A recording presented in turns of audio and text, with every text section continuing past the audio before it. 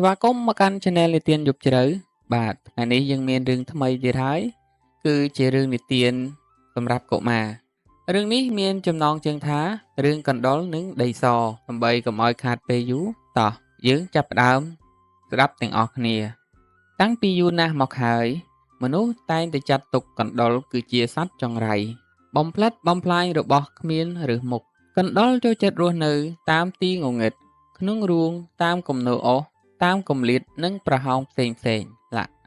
និយាយមកដល់ពូផាតគឺជាគ្រូបង្រៀននៅសាលាបឋមសិក្សាមួយនិងឆ្លៀតធ្វើស្រែខ្លះទៀតដើម្បីផ្សំជីវភាពរស់នៅ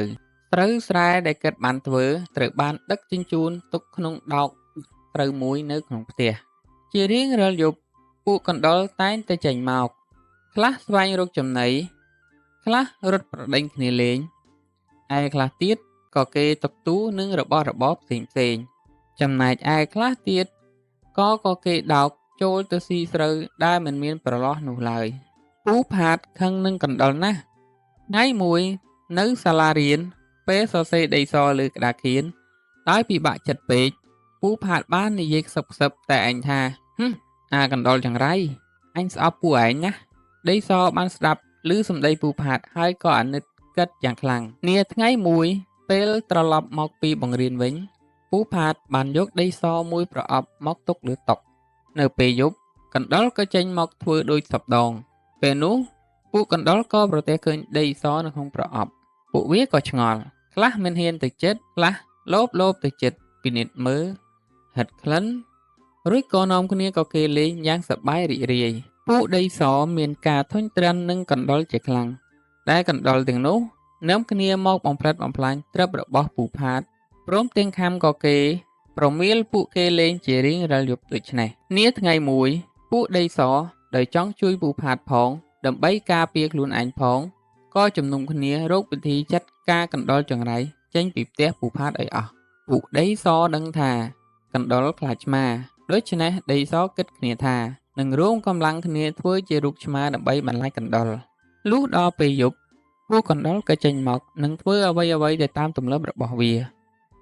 ប៉ុន្តែកណ្ដុរមិនបានប្រទះឃើញនឹងដីសដូចយប់មុនឡើយឃើញតែប្រអប់ដីសទៅទេពួកវាក៏នាំគ្នាខំបឿមប្រអប់ប្រឡែងលេង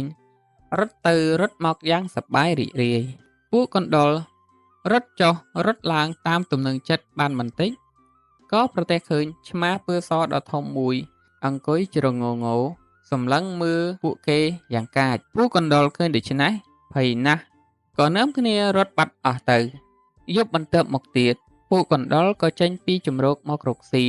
និងរត់លេងដូចធម្មតាពួកដីសក៏នាំគ្នាធ្វើជាឆ្មាពើសយ៉ាងធំដើម្បីបន្លាចពួកកណ្ដុរម្ដងទៀតធ្វើឲ្យកណ្ដុរភ័យខ្លាចនាំគ្នារត់ចេញអស់ទៀតយប់ក្រោយមកគ្រប់ពេលដែលពួកកណ្ដុរចេញមករកស៊ីស្រូវ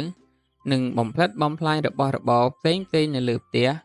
ពួកកណ្ដុរតែងតែជួបប្រទះនឹងឆ្មាដីសដ៏ធំចេញមកបន្លាចពួកគេជានិច្ចពួកកណ្ដុរភ័យណាស់ក៏នាំគ្នារត់ចេញពីផ្ទះពូផាតទៅរស់នៅកន្លែងផ្សេងទៀតអស់រលីងចាប់ពីពេលនោះមករបស់របរទ្រព្យសម្បត្តិនិងស្រូវរបស់ពូផាតលែងមានកណ្ដុរមកបំផ្លាញទៀតហើយចប់រឿងកណ្ដុរនិងដីសមានគោលបំណងឲ្យកុមារទាំងឡាយចេះស្រឡាញ់រូបគ្នា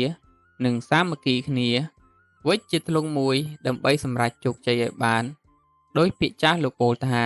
សាមគ្គីជាកម្លាំងឬចង្កឹះមួយបាច់កាច់មិនបាក់បាទ